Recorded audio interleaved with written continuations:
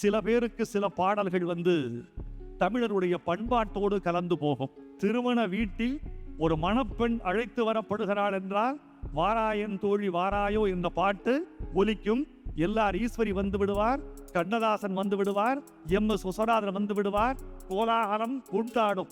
இன்று வரைக்கும் எனக்கு ஒரு பாட்டு தமிழர்களின் பண்பாட்டோடு கலந்த பாட்டு, தாய்மாமன்களோடு கலந்த பாட்டு, காதுகுத்தோடு கலந்த பாட்டு, கிடாய் வெட்டோடு கலந்த பாட்டு. எங்கள் ஊரில் காதணி விழா என்றால் காற்றை கிழிக்கிற பாட்டு, மானூத்து மந்தையிலே மான்குட்டி பெற்ற மயிலே பாட்டு. இந்த பாட்டை இல்லாமல் எங்கள் மேற்கே கூடலூரில் ஆரம்பித்து கிழக்கே ராமநாதபுரம் வரைக்கும் தெற்கே திருநெல்வேலி வரைக்கும் காது உத்து என்றால் இந்த பாட்டு இல்லாமல் காது உத்து கிடையாது. காதுகளில் தங்கம் இல்லாமல் கூட காது குத்துவார்கள், இந்த பாட்டு இல்லாமல் காது குத்த மாட்டார்கள். இப்படி தமிழர்களுடைய பண்பாட்டோடு கலந்த பாட்டு எஸ்பிபி பாட்டு.